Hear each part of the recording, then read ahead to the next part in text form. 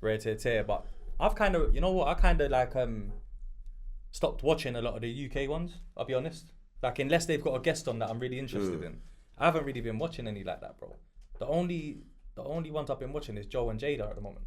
Yeah, now Joe and Jada is hilarious. They're dropping heat, bro. Fat Joe is hilarious. His grandioso stories, are killing me every time. Because it might be true. Nah, it is. It might be true, What? But the way man's saying it, you're just thinking, come on, Joe. Like, come on, family. Yeah. Like, he's always got some mad story. Listen, bro. Joe is so mad. You see, this podcasting. I used to like Taxstone, Tax Season. Yeah, that's and all, yeah. I used to like Drink Champs as well when they were first coming around and that. So Drink Champs went and done the episode with them the other day. Yeah. So Drinks, EFN and Nori. You get it? Yeah. And from the rip, EFN just like stuck it on Fat Joe. Saying that like, you didn't rep your Cuban side enough. I saw that one. Yeah. Puerto Rican from. It must be claiming Quay. Cuba. Yeah, you get me. So he's set it off straight away. So now you know what Joe's like. Yeah. Got a million Cuban stories for him. Yeah, already. Mental. He's like, I'll show you I'm Cuban. Brother, it was so mad that like. I remember that you say when you first came out, you didn't mention. He's like, in what's it, the Puerto Rican parade? I'm like, he's like, it's the Puerto Rican parade. He's like, he still can't represent. He still can't represent. Broski, it's mad, isn't it? Man's sticking it on it, bro. Nah, but you know what's funny about it? Because he's been doing that, what they call it, Paniqua or something, some Puerto Rican thing. Oh, yeah. But look, listen, I've got some sound bites. To the two people that still believe I'm not Cat, the man who thinks I'm real, I've had two. I'm fucked up. I'm so cap a lot now. You should be Captain Cap. That's what Captain Crunch. I'm like, they fucking me up. You know, you're not Caps. I'm Dictionary. and you represent the fuck. The Caps. Every time you do like this, they like, Putting Jada the got cap our emoji on back. it. He know Joe Cat. This nigga lying again. But for the two people, the 1% of America, I've had so many deep conversations with Nori that you can't even believe. He has never repeated. I've never repeated. Him and Rich playing. Oh no, you might have a Here we go. suit that's in your house. You in Miami? Are you a gun collector? Of course. And the avid, right? Yeah. You got some bullets you want to use too. Them shit's about this. When I live in Plantation, I had to come and see my little friend. I was begging for a dude to walk in there, because you know they walk in that door. You know, They walking the there. murder game is different, right? Jada can tell him short. This one's the funniest though. This one, look. The Yankees, they're the ones doing it. They use it as a scapegoat. It's them really too. By the way, you want to know how Cuban I am? By the way, I don't wanna know how Cuban I am. in the Bronx when Larry Davis shot them cops right across the street. And he got part of this history. Jada's had enough. Bronx, Lebanon. Jada's like, One of my cousins One of his went cousins. to Cuba to free Cuba. Remember when 3 Cubans went like maybe 20 years ago? That's actually I said, well, I know it's Fat Joe. cousins went to Cuba to try to free Cuba. Hold on. Jail for 20-something years. Came home like 5 years ago. He laid down. Came home after Jada laid down. Put him in jail for 20 years. Man said I came home 5 years ago. That's how Cuban I am. That's how Cuban I am. Bro, man said he's got a random cousin that did mad works for Cuba. That's how Cuban he is. Joe's got no involvement in that story. No, listen, bro. Do you know how mad it is? Yeah? I was thinking about it the other day. Yeah. See, Fat Joe. He's actually from the Bronx, Southside Bronx. He actually had them Puerto Rican, Dominican, Spanish dons rolling. Terror squad, terror era. Their man had the other youths as well, Terminator, Snitches, TOS, whatever they were called or something. Brother, they had the Bronx in a headlock at one point, bro. Like he was a real gangster rapper. He was, get me? but the stories, but do you know what Fat Joe? Do you know what it makes you think? Like Fat Joe's just one of the guys that you would just chill with him, and he'll just be telling stories the whole like day. They might be real though. And That's the thing. I'm not even saying they're not, but it's just I think he's got the credentials, man. he probably does. But the grandization of it. Do you know what? Maybe that's just how good of a storyteller he is. Yeah. Do you know what it is? Yeah. Man's telling the story so vividly, so like passionately. But he says mad stuff, bro. He like, does. Even the other day, he said to Jada, he was like, yeah, man, you was rolling with a guy, man, and I slapped him. Like he said you was rolling. I seen you with him and that, but I didn't want to, say his name because you know him and that. He's like, but I slapped that mother. You know what I mean, like backhand. Like I think he did. Why would you just be happy to say that? Like, if you didn't do it and that, like, Joe's like, Jada's like, damn, like that, and he's like, you like that. Like, like that. You probably did. I'm not even. He probably did it. He probably did it. He's a madman, bro. Yeah, it's funny, man. It's mad funny. Because when he was like going on podcasts and stuff, it's the Capone one, innit, that killed everyone with the where he said he robbed the whole gym. Yeah. It was like, what was you like when you was at school? I was horrible. He's like, I was horrible, man. I'll tell you how bad I was and that. And then he told him he robbed everyone in the gym. And had the people them. And then the people he robbed earlier carried the stuff because he had too much stuff that he robbed. Nah, but you know what's mad? Obviously, yeah, it'd be nice if someone came out and said, yeah, you know I was there. Yeah, we need some confirmation. But though, if you're a goon, and there's some neeks, you can make them carry things. Yeah, you could. Like if you're really that guy, a bit of a bully, a bit bullish.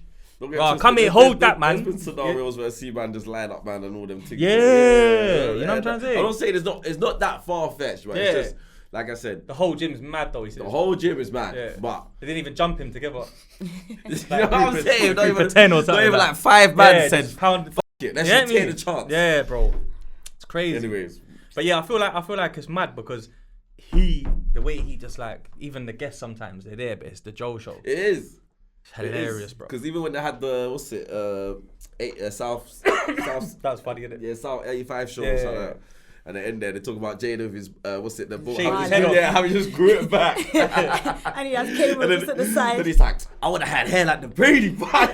He's like, you see the pictures? And Jada's dying like, I see. Because he said he shaved his hair off, innit? And it never come back. That's what he said.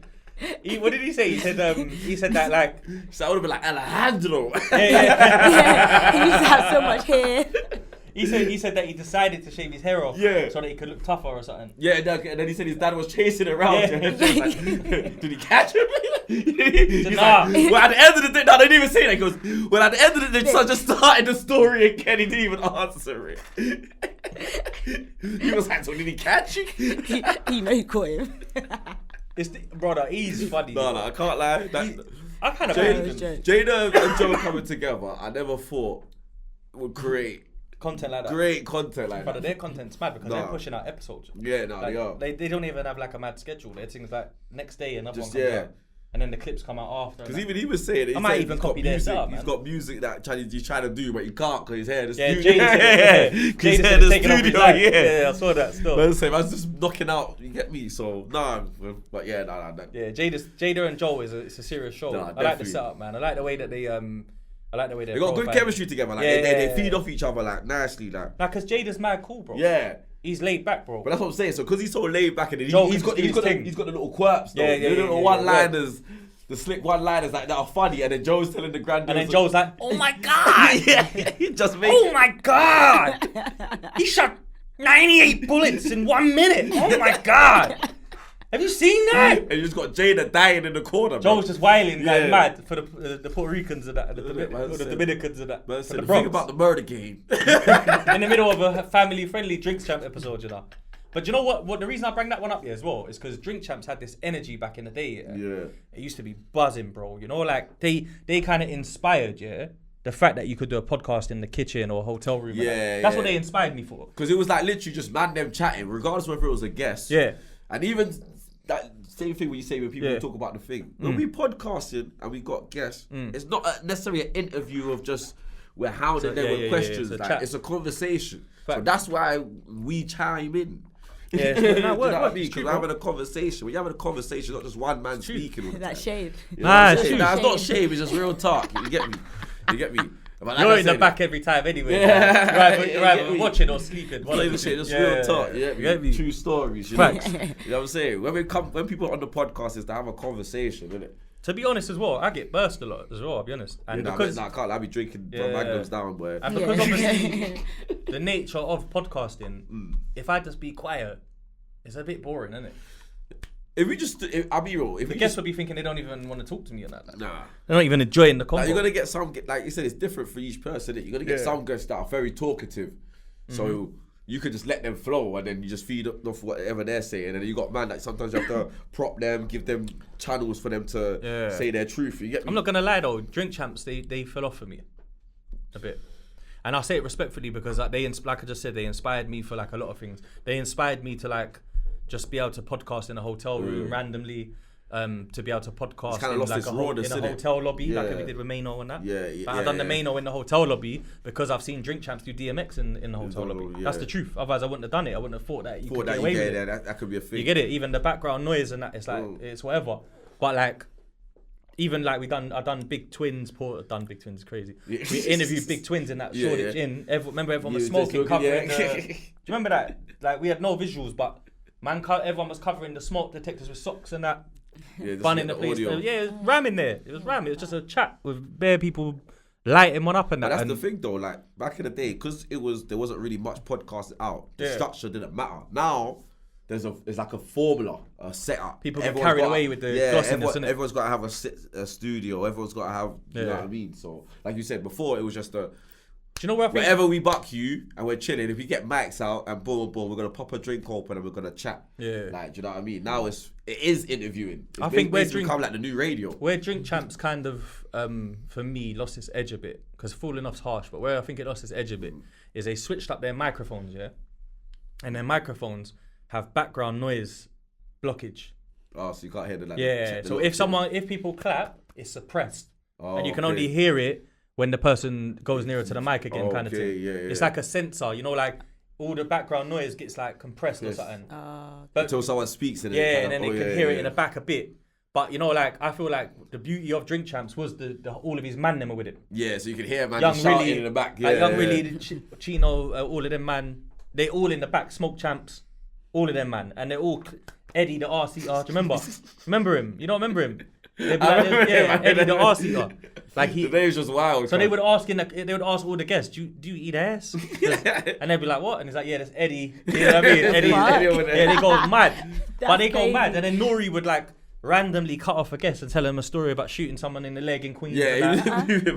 But he's, even for me, I feel like he's contained himself too much now. Yeah. And he's a little bit like, I don't know, man. It's not being him. Now there's structure. It's being a presenter. That's what I'm saying. Now there's structure to this now. Do you know what I'm saying? But that's what happens with all things, isn't it? Once it gets monopolized, then it becomes order, structure, and then it starts becoming like, okay, this is what we got to do. We got to have our questions. We got to, well, like I said, podcasting originally was just, man, them come here, have a chat. You can speak freely because it's a podcast. It's not an interview, so we're not, okay, we need to get these questions. But I think Joe and Jada brought that out of them. Yeah. They made it feel like this but is I feel that's why. But I feel that's why it resonates with the man. Yeah. Because it is, them are just telling stories. Yeah, they're just talking again. And even if the setup's nice, they got it right. The sound's good. They're busting joke. But even the Drink Champs episode, I felt like, this is what I missed about the Drink Champs. And then I realised the Drink Champs, definitely Fat Joe was one of the first guests, early guests. Jade's been on a few times as well. Yeah, he was on the... This is the family, the Drink Champs family, you get me? Part of the core kind of thing. Yeah, man, I feel like maybe that's it. But there was a gigs Drink Champs recently. Which I thought was cool, man. I saw clips of it still. I didn't watch the full episode, but I did see clips of it. Yeah. When he was obviously chatting about the rappers and stuff, like UK, obviously the UK rap scene, and even just obviously coming over here and how it's different over here and that. Yeah. I thought it was a good episode, man. It was a decent watch still, because I feel like he doesn't do the most interviews and that. So it's good to see him like talk about his story and shit like that. And he's got quite a good bit of good hip hop knowledge.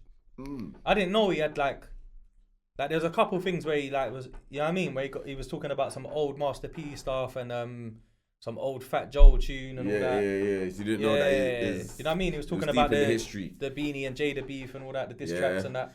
So he's definitely got. You can tell he loves hip hop. Yeah. You know what I'm trying to say, which is nice to hear. Because sometimes what happens is you get a lot of rappers, bruv. They're not really. They're not really. They just heard that it's popping right now to rap, so they're rapping. You know what I'm saying? But they're not really, like you said, students of the game. Yeah, 100%. So that was good to see. But the maddest thing is, bro,